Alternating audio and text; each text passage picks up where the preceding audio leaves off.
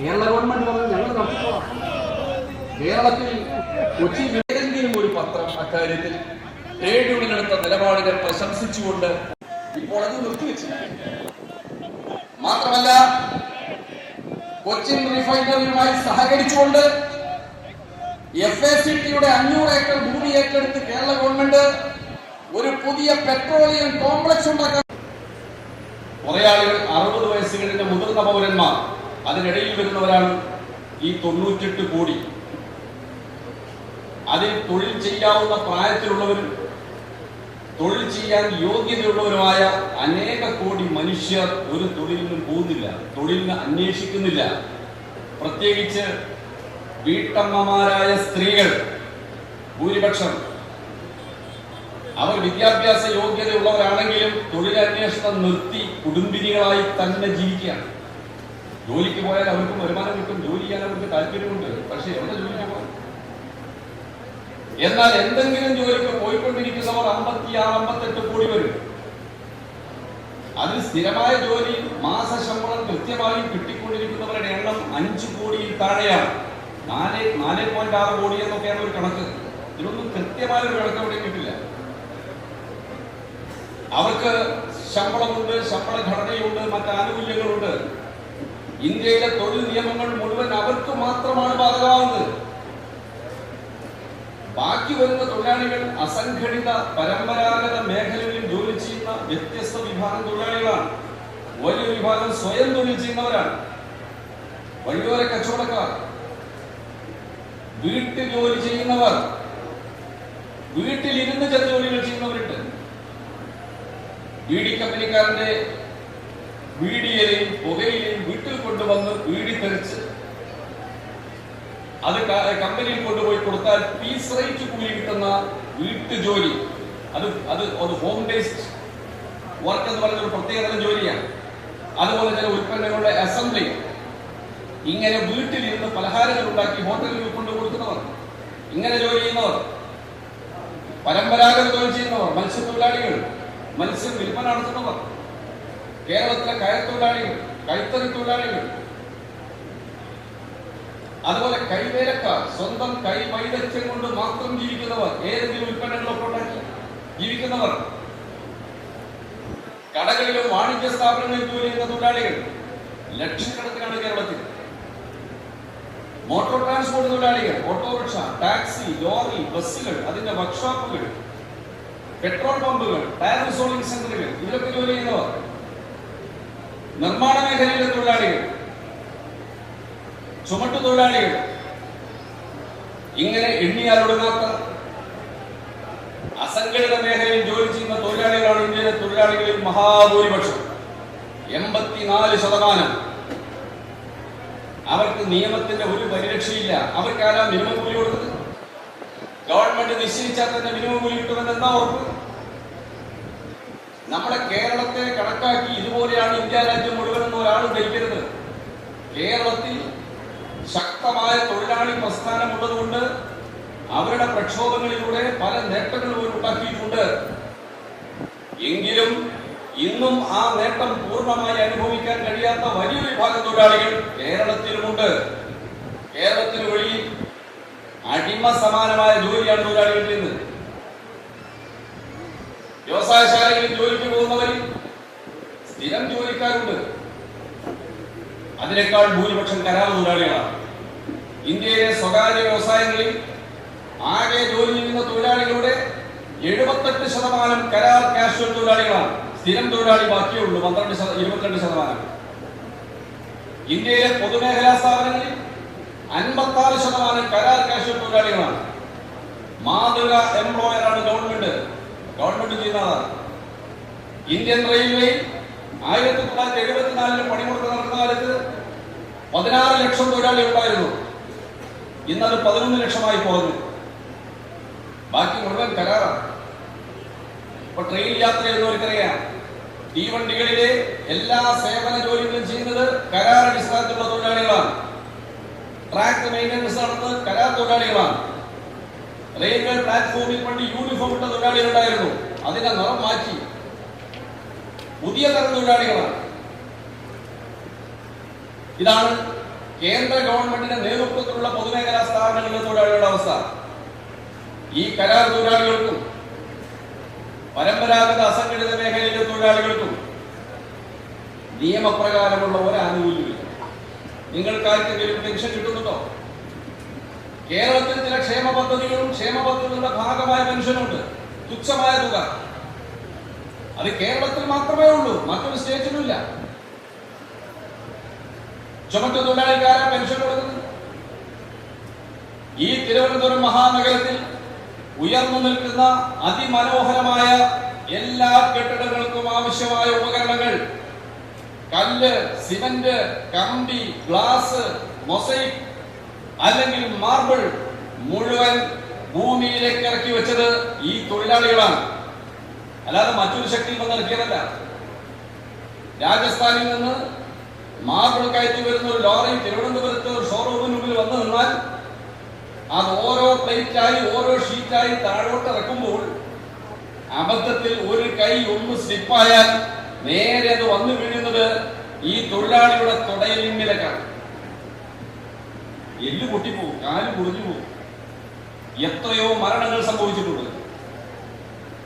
50 kilo മുതൽ 100 kilo വരെ ഭാരം വരുന്ന ഭക്ഷ്യധാന്യങ്ങൾ, മറ്റു പലചരക്ക് സാധനങ്ങൾ അടങ്ങുന്ന ചാക്കുകൾ തലയിൽ കയറി ലോറിയിൽ നിന്ന് ഇറക്കി ഗോഡൌണിലേക്ക് നടക്കുമ്പോൾ കാലിലെ ചെരുപ്പൊന്ന് വഴുതിയാൽ തലയടിച്ച് വീണ് നട്ടല് പൊട്ടിക്കിടക്കുന്ന തൊഴിലാളികളുണ്ട്. ആരെങ്കിലും അന്വേഷിക്കുന്നുണ്ടോ ഈ ട്രേഡ് യൂണിയനും പ്രസ്ഥാനങ്ങളും? അല്ലാതെ അവർക്ക് എന്താണ് നഷ്ടപരിഹാരം? അവർക്കാരാ പെൻഷൻ കൊടുക്കുന്നത്? ജീവിതകാലം മുഴുവൻ ഓട്ടോറിക്ഷ ഓടിക്കുന്നവർക്കാരാ പെൻഷൻ കൊടുക്കുന്നത്? ഇവിടുത്തെ മോട്ടോർ തൊഴിലാളി ക്ഷേമനിധി ബോർഡ് വഴി കിട്ടുന്ന ഒരു പെൻഷൻ ഉണ്ട്, ചെറിയ തുകയാണ്, അത്രേ കൊടുക്കാൻ കഴിയുള്ളൂ. ബാക്കി വരുന്ന കോടിക്കണക്കായ മോട്ടോർ തൊഴിലാളികൾക്ക് ആര് പെൻഷൻ കൊടുക്കുന്നു? 58 വയസ്സ് കഴിഞ്ഞാൽ അവരും അവശരാവുകയല്ലേ?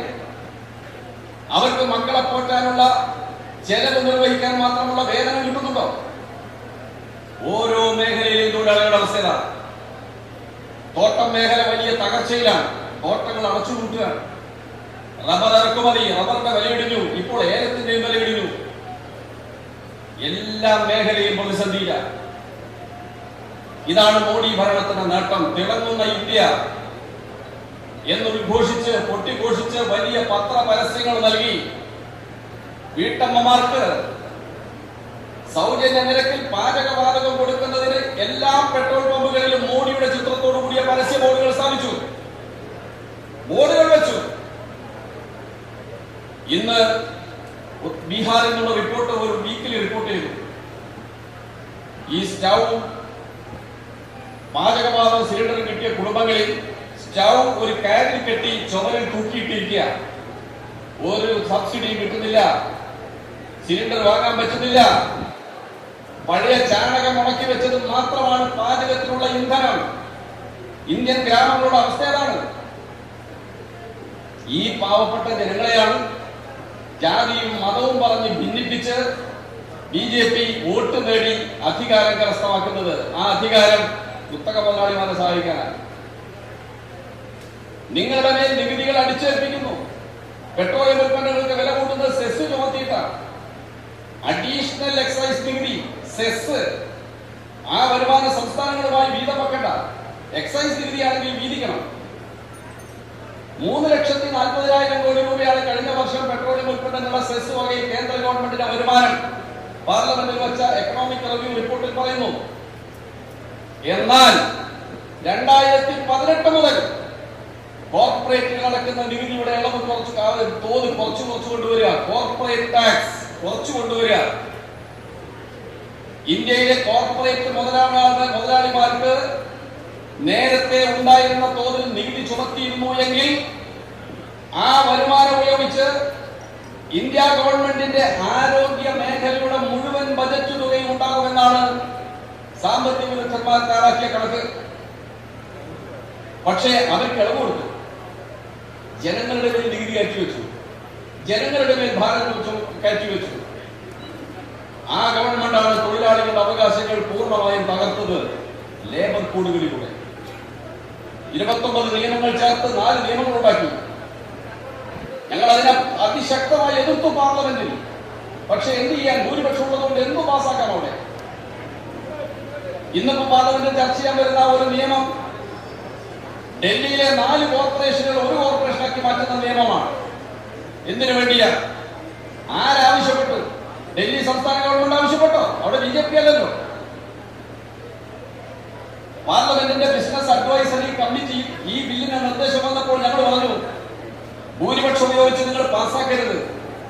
പാർലമെന്റിന്റെ സ്റ്റാൻഡിംഗ് കമ്മിറ്റിക്ക് റെഫർ ചെയ്യണം ബില്ല്, വിശദമായി പരിശോധന നടത്തണം. അതിന്റെ പ്രത്യാഘാതങ്ങളെ കുറിച്ച് സാവകാശത്തിൽ ചർച്ച ചെയ്ത് ബന്ധപ്പെട്ടവരുടെ അഭിപ്രായങ്ങൾ കേട്ടതിന് ശേഷം മാത്രം നമ്മൾ പാർലമെന്റ് പാസ്സാക്കാൻ പാടുള്ളൂ. ഗവൺമെന്റ് അംഗീകരിച്ചില്ല. പാർലമെന്റിൽ ഭൂരിപക്ഷം ഉള്ളതുകൊണ്ട് എന്തും പാസ്സാക്കാം. അങ്ങനെയാണ് കർഷക നിയമങ്ങൾ പാസ്സാക്കിയത്.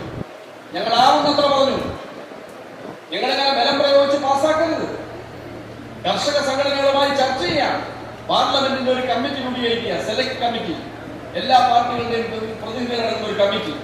ആ കമ്മിറ്റിക്ക് ബില്ല് റെഫർ ചെയ്യാം. പാർലമെന്റിന് ഓരോ വിഷയത്തിനും ഓരോ വകുപ്പിന് സ്റ്റാൻഡിംഗ് കമ്മിറ്റികളുണ്ട്. പാർലമെന്ററി സ്റ്റാൻഡിംഗ് കമ്മിറ്റി എല്ലാ പാർട്ടികളുടെ MP-മാരുണ്ടോ? ഭൂരിപക്ഷം ഭരണകക്ഷിക്ക് ഒന്നും പേടിക്കാനില്ല. ബില്ലുകൾ പാർലമെന്റിൽ അവതരിപ്പിച്ചാൽ ആ കമ്മിറ്റിക്ക് റെഫർ ചെയ്യാം. അവരുടെ പരിശോധനയ്ക്ക് ശേഷം പാർലമെന്റ് പാസ്സാക്കുക. അതാണ് ശരിയായ രീതി. കോൺഗ്രസ് നേതാവ് ഡീൻ കുര്യാക്കോസ് ഭിന്നാഭിപ്രായം എടുക്കുന്നത്. ഞങ്ങളുടെ ഭിന്നാഭിപ്രായം കൂടി ചേർത്തുകൊണ്ടാണ് ലേബർ സ്റ്റാൻഡിംഗ് കമ്മിറ്റി റിപ്പോർട്ട് അംഗീകരിച്ചത്, പാർലമെന്റിൽ സമർപ്പിച്ചു. ആ ലേബർ സ്റ്റാൻഡിംഗ് കമ്മിറ്റിയുടെ റിപ്പോർട്ടിന്മേൽ അതിൽ ഉന്നയിച്ച ഒരു നിർദ്ദേശം പോലും സർക്കാർ അംഗീകരിച്ചില്ല. യുനാനിമസ് ആയി പറഞ്ഞ കാര്യം പോലും അംഗീകരിച്ചില്ല. അവർ ബില്ല് പഴയതുപോലെ തന്നെ വീണ്ടും അവതരിപ്പിച്ചു. ട്രേഡ് യൂണിയൻ രൂപീകരിക്കാനുള്ള അവകാശം പരിമിതപ്പെടുത്തി, പണിമുടക്കാനുള്ള അവകാശം പരിമിതപ്പെടുത്തി. തൊഴിൽ സ്ഥാപനങ്ങളിൽ തൊഴിലാളികൾ പണിമുടക്ക് നോട്ടീസ് കൊടുത്താൽ, ലേബർ ഡിപ്പാർട്ട്മെന്റിന് റെഫർ ചെയ്താൽ പിന്നെ പണിമുടക്കാൻ അവകാശമില്ല എന്ന വകുപ്പ് കൂടി ചേർത്തു. അതുപോലെ നിശ്ചിതകാല ജോലി എന്ന പുതിയ വ്യവസ്ഥ കൊണ്ടുവന്നു, ഫിക്സഡ് ടൈം എംപ്ലോയ്മെന്റ്. അപ്പൊ സ്ഥിരം ജോലി എന്നത് ഇല്ലാതായി. മിനിമം കൂലി എന്ന തത്വത്തെ ദുർബലമാക്കി. മിനിമം കൂലി എന്ന തത്വം ILO അംഗീകരിച്ച തത്വമാണ്. അതിന് ചില പ്രിൻസിപ്പിൾസ് ഉണ്ട്, എങ്ങനെയാണ് മിനിമം കൂലി തയ്യാറാക്കേണ്ടത്. ഒരു തൊഴിലാളി, അവരുടെ കുടുംബം, അവർക്ക് ഏറ്റവും ചുരുങ്ങിയ തോതിൽ ജീവിക്കാൻ ആവശ്യമായ വസ്തുക്കൾ മാർക്കറ്റിൽ നിന്ന് വാങ്ങാൻ വേണ്ടി വരുന്ന ചെലവ്, വസ്ത്രം, ഭക്ഷണം, ഏറ്റവും ചുരുങ്ങിയ രീതിയിലുള്ള ചികിത്സ, മക്കളുടെ വിദ്യാഭ്യാസം, ഇതെല്ലാം അടങ്ങുന്ന ചെലവാണ് കണക്കാക്കേണ്ടത്. അതിനൊക്കെ മാനദണ്ഡങ്ങളുണ്ട്. അങ്ങനെ കണക്കാക്കിയാൽ ഇന്ത്യയിലെ തൊഴിലാളികളുടെ മിനിമം കൂലി ഒരു മാസം 27,000 രൂപയായിരിക്കണമെന്നാണ് ഇന്ത്യൻ ലേബർ കോൺഫറൻസ് അംഗീകരിച്ചത്. നേരത്തെ 21,000 രൂപയായിരുന്നു. നിത്യോപയോഗ സാധനങ്ങളുടെ വില വർദ്ധിച്ചതുകൊണ്ടാണ് മൊത്തം തുകയിൽ വർധനവുണ്ടായത്. അതിനെ തുരങ്കം വെച്ചുകൊണ്ട് പുതിയ ലേബർ കോഡിൽ ഒരു വ്യവസ്ഥ കൊണ്ടുവന്നിരിക്കുക. നാഷണൽ ഫ്ലോർ വേജ് എന്ന് പറയുന്ന ഒരു പുതിയ കൂലി സമ്പ്രദായം, ദേശീയ തറ കൂലി. മിനിമം എന്ന് പറഞ്ഞാൽ ഏറ്റവും കുറഞ്ഞത്, അതിനേക്കാളും ഒരു കുറവുണ്ടാവും. പിന്നെ മിനിമം എന്ന് പറഞ്ഞാൽ എന്താ അർത്ഥം? നാഷണൽ ഫ്ലോർ വേജ് എന്ന കൂലി എത്രയാണ് നിശ്ചയിച്ചിരിക്കുന്നതെന്ന് അറിയോ? നിയമത്തിൽ ഒരു ദിവസത്തെ ജോലിക്ക് 202 രൂപ. അതാണ് ഈ ഗവൺമെന്റ്. മിനിമം കൂലി തത്വത്തെ തകർത്തു, കൂട്ടായ വിലപേശലിനെ തകർത്തു. ഈ ലേബർ കോഡുകൾ ഏതെങ്കിലും വ്യവസായ സ്ഥാപനങ്ങളെ അതിൽ നിന്ന് ഒഴിവാക്കാൻ ബന്ധപ്പെട്ട ഗവൺമെന്റുകൾക്ക് അവകാശമുണ്ടെന്ന് എല്ലാ നിയമത്തിലും എഴുതി വെച്ചു. അപ്രോപ്രിയേറ്റ് ഗവൺമെന്റ്, ബന്ധപ്പെട്ട ഗവൺമെന്റിന് ഏത് വകുപ്പിൽ നിന്നും വ്യവസായശാലകളെ എക്സംപ്റ്റ് ചെയ്യാൻ അവകാശം നൽകുന്നു. ഇത് ഈ നിയമത്തിൽ എന്താ അർത്ഥം?